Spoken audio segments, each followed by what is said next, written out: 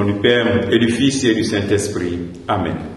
Ô Seigneur, envoie ton esprit et tout sera créé, et tu renouvelleras la face de la terre.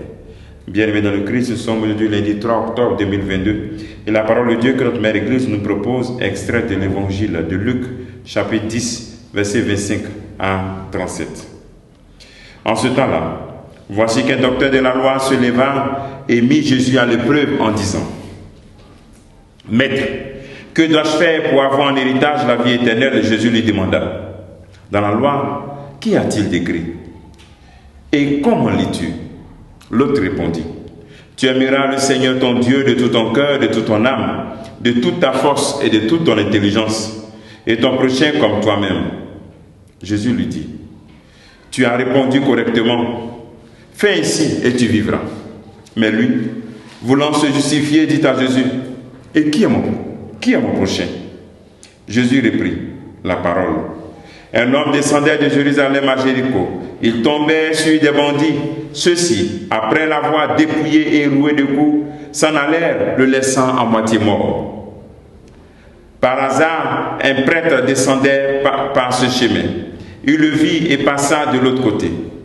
De même, un lévite arriva à cet endroit. Il le vit et passa de l'autre côté. Mais un Samaritain qui était en route arriva près de lui. Il le vit et fut saisi de compassion. Il s'approcha et pansa cette blessure en y versant de l'huile et du vin. Puis il le chargea sur sa propre monture et le conduisit dans une auberge. Et il prit soin de lui. Le lendemain, il sortit 2 pièces d'argent et les donna aux aubergistes en lui disant: « Prends soin de lui. Tout ce que tu auras dépensé en plus, je te le rendrai quand je repasserai. Lequel des trois, à ton avis, a été le prochain de l'homme tombé aux mains des bandits ?» Le docteur de la loi répondit: « Celui qui a fait preuve de pitié envers lui. » Jésus lui répond: « Va, et toi aussi fais de même. » Acclamons la parole de Dieu. Louange à toi, Seigneur Jésus. À nous aussi, en ce jour, le Seigneur nous dit: va, et toi aussi fais de même. Et la première chose que nous devons faire, c'est nous poser la même question du docteur de la loi. Que dois-je faire pour avoir un héritage de la vie éternelle? Qu'est-ce qui te reste à faire maintenant dans ta vie pour que tu aies la vie éternelle? Est-ce que cette question te préoccupe? Est-ce que tu te poses cette question? Que dois-je faire? Ou bien nous vivons comme ça. Nous ne nous préoccupons pas que nous devons nous aussi avoir et vivre pleinement la vie éternelle. Le docteur, tu connais un peu tout, il connaît bien. C'est un docteur de la loi, il connaît la loi. Et il pose cette question au Christ, qui le ramène vraiment à ce qu'il lui a appris, à ce que lui-même a lu. Tu aimeras le Seigneur ton Dieu de toute ta force, de tout ton cœur. Maintenant, il veut aller plus loin, montrer qu'il connaît. Il demande: mais qui est mon prochain? Et Jésus profite pour montrer ce qui est essentiel pour avoir la vie éternelle. L'action essentielle pour avoir la vie éternelle, c'est avoir un regard de compassion sur la misère de nos frères. Jésus lui montre qui est son prochain.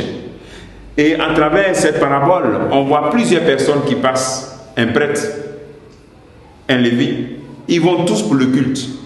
Jésus montre que cette compassion, ce regard de compassion envers le prochain, envers celui qui souffre, doit être même au-delà de l'urgence même du culte. Sûrement ceux-ci étaient pressés pour aller servir le culte, pour aller offrir des offrandes à Dieu. Mais Dieu aussi était présent, souffrant au bord du chemin. Parce qu'il le dit en Matthieu chapitre 25, chaque fois que vous l'avez fait à l'un de ces petits de mes frères, c'est à moi que vous l'avez fait. Le Seigneur nous invite donc à être généreux, à être rempli de compassion. La vraie religion consiste non pas à savoir quelle est l'église qui est la meilleure église, quelle est l'église qui est l'église de Dieu, quelle est l'église qui est l'église de Jésus-Christ. La meilleure religion, c'est de savoir: est-ce que dans ma religion, tout ce que j'ai comme connaissance, tout ce que j'ai comme vérité, comme doctrine, est-ce que cela m'aide à être proche de celui qui souffre? Et la parole de Dieu nous dit clairement: donne à qui te demande. Celui qui te demande au secours, donne. À qui Dieu appelle, Dieu nous appelle tous, tous ici présents, tous en train d'écouter cette exhortation. Il nous appelle vraiment à être remplis de compassion, à aimer un peu plus, à donner plus de paix à ceux à qui nous vivons. Car le Seigneur a tout fait pour nous et nous a tout donné. Demandons au Seigneur cette grâce au cours de cette journée, qu'il remplisse nos cœurs de compassion.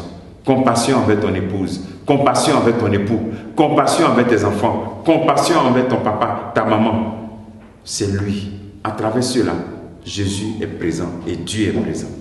Brise toutes les lois, brise ta raison et laisse la compassion inonder ta vie. Aujourd'hui, ce que tu pourrais faire en ce jour, c'est d'aller et toi aussi de faire la même chose comme ce bon Samaritain. Que Dieu te bénisse, que nous bénisse tous en ce jour, au nom du Père et du Fils et du Saint-Esprit. Amen.